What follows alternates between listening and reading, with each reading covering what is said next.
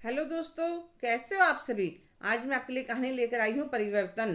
आज शिवानी के देवर अंकुर की शादी थी। घर में बहुत चहल पहल थी। शिवानी ने अंकुर को अपने बेटे की तरह पाला था। जब वह 15 साल का था, उसकी सासू माँ संसार को अलविदा कह गई। ससुर जी पहले ही ना थे। शिवानी की शादी को 7 महीने ही हुए थे। फिर भी उसने बड़ी समझदारी से घर, पति अशोक, देवर अंकुर को संभाल लिया था। उसकी पढ़ाई लिखाई का खूब ध्यान रखती थी। समय के साथ शिवानी ने एक प्यारे से बेटे को और फिर एक बेटी को जन्म दिया। पर अंकुर के लिए उसकी ममता कम नहीं हुई। पढ़ाई में होशियार था ही, और भाभी भी उसके खाने पीने का पूरा ध्यान रखती थी। पढ़ाई पूरी करते करते कॉलेज से ही उसकी एक बड़ी ही कंपनी में, मल्टीनेशनल कंपनी में नौकरी लग गई। अब अशोक और शिवानी सोचते नौकरी तो लग गई, अंकुर की शादी हो जाए तो उसका भी घर बस जाएगा। शिवानी ने सासू माँ के जाने के बाद घर बड़ी समझदारी से चलाया था। पति की एक छोटी सी कपड़े की दुकान थी। पहले अंकुर की पढ़ाई के खर्चे थे, फिर उनके खुद के बच्चों के खर्चे शुरू हो गए थे। ना कभी मन का खाया, ना पहना, ना पैसे जोड़े। हाँ, पढ़ाई में किसी तरह की कोई कमी नहीं आने दी। एक दिन अंकुर ने अपनी भाभी को बताया, भाभी मैं वंदना से प्यार करता हूँ, वह मेरे साथ से नौकरी करती है। तो भाई भाभी दोनों ने खुशी खुशी हाँ कर दी। और आज अंकुर दूल्हा बनने जा रहा था, तो शिवानी के पैर जमीन पर पड़ ही नहीं रहे थे। बड़े ही धूमधाम से बारात निकली और लड़की वालों के द्वार पर पहुंची। हंसी मजाक करते हुए वंदना को लेकर आ गए। शिवानी ने अपनी देवरानी का गृह प्रवेश करवाया। वंदना बहुत ही सुंदर थी कि नैनक्स, लंबे बाल, गोरा रंग, छरहरी काया, उस पर पढ़ी लिखी, नौकरी, पैसा, आत्मविश्वास से भरपूर। यह बात उसकी सुंदरता में और चार चांद लगा रही थी। मुंह दिखाई के समय सबने वंदना की खूब तारीफ करी। शिवानी भी गदगद हो गई कि उसके अंकुर को कितनी अच्छी जीवन साथी मिली है। 2 दिन बाद वो दोनों गोवा घूमने चले गए। शिवानी ने सारा घर, जो शादी में पूरी तरह फैल गया था, साफ करने में लग गई। 10 दिन बाद दोनों घूम कर आए तो अगले दिन वंदना ने पहली रसोई की रस्म करी। 2 दिन बाद दोनों ने ऑफिस ज्वाइन कर लिया। वंदना जितनी सुंदर थी उतनी ही चालाक भी थी। जानबूझकर लेट उठती, फिर कहती भाभी आंख नहीं खुली, तो शिवानी भी हंसकर कह देती कोई बात नहीं, नाश्ता कर। टिफिन लेकर अंकुर के साथ निकल जाती। शिवानी पर काम का बोझ और भी बढ़ गया था। अंकुर देख रहा था। एक दिन वंदना को प्यार से समझाने लगा, वंदना भाभी सारा काम अकेले करती है, अच्छा नहीं लगता। थोड़ी हेल्प तो तुम करवा सकती हो। पर उस पर कुछ असर नहीं हुआ और पलट कर बोली, तुम्हारी भाभी कौन सा नौकरी करती है जो घर का काम भी नहीं कर सकती। घर में काम ही कितना होता है। अब अंकुर क्या कहता, लड़ाई झगड़ा तेज बोलना उसे पसंद नहीं था। धीरे धीरे समय के साथ वंदना ने अपनी सैलरी तो कभी घर के खर्चे में दी ही नहीं, अब अंकुर को भी थोड़ा बहुत मुश्किल से देने देती। शिवानी बहुत परेशान हो गई थी, घर का खर्च कैसे चलाए। जो थोड़े बहुत पैसे अंकुर की नौकरी लगने के बाद जमा किए थे, वे शादी में खर्च हो गए थे। अशोक की दुकान से घर का खर्चा, बच्चों का खर्चा तो आराम से निकल जाता था। हर रविवार वंदना कभी अपनी सहेलियों को, कभी मायके वालों को बुला लेती। घर में 10 चीज बनाने को कहती, घर में क्लेश न हो इसलिए शिवानी कुछ ना बोलती। काम के जोर की वजह से शरीर बिल्कुल कमजोर और चेहरा काला पड़ता जा रहा था। बड़ा भाई भी मजबूर था। छोटे भाई की पत्नी को कुछ बोलना शोभा नहीं देता। एक दिन वंदना की सहेली आई हुई थी। शिवानी की तबीयत ठीक नहीं थी। वंदना ने चाय नाश्ता बनाया तो उसकी सहेली ने ताना मार दिया, क्या फ़ायदा हुआ वंदना नौकरी करने का, रहने की जगह बढ़िया ना full time cook.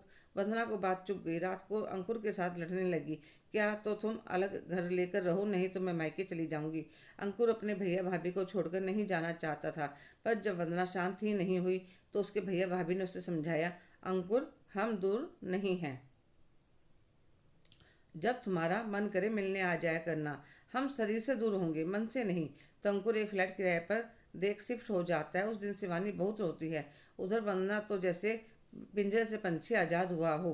Full time made रख ली, जो मन करता बनवाती खाती। सहेलियों के साथ छुट्टी वाले दिन टाइम स्पेंड करती। 5 महीने हो जाते हैं, अभी तक उनके साथ पैसे अकाउंट में थे, इसलिए खर्च का पता ही नहीं चला कुछ। उधर शिवानी के खर्च काफ़ी कम हो गए, क्योंकि उन्हें तो कूलर और पंखे में रहने की आदत थी। गर्मी लगती तो शिकंजी बनाकर पी लेते। बाहर का खाना खाने की भी किसी को आदत नहीं थी।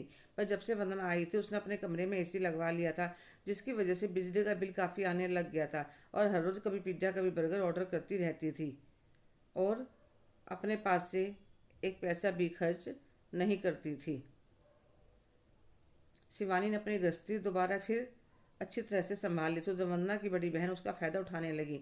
अपने बच्चों के लिए जब भी कोई महंगी ड्रेस या कुछ और सामान लेना होता तो वंदना से बहाना करके पैसे ले लेती थी।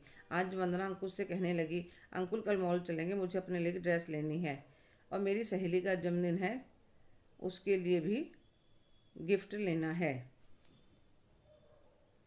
वंदना कहाँ तक मैनेज करूँ इतने खर्चों को। अंकुर एकदम से फट पड़ता है। एक बार तो वंदना सहम जाती, फिर कहती है, अंकुर इसमें इतना नाराज होने वाली क्या बात, हम दोनों अच्छा खासा कमा लेते हैं।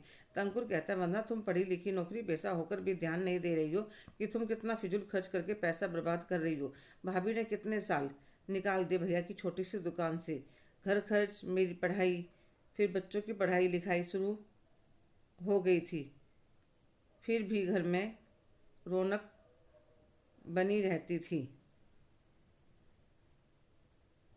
सब एक दूसरे से कितना प्यार करते थे, पर तुमने तो कुछ ही महीनों में घर का क्या हल कर दिया।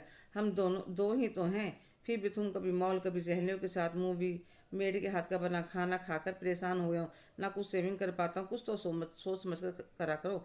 वरना अभी हमें अपना घर बनाना है, कल को बच्चे होंगे, उनका एक सुरक्षित भविष्य देना है। तो वंदना अंकुर के हाथ में हाथ लेकर कहती है, आइंदा मैं तुम्हें शिकायत का मौका नहीं दूंगी।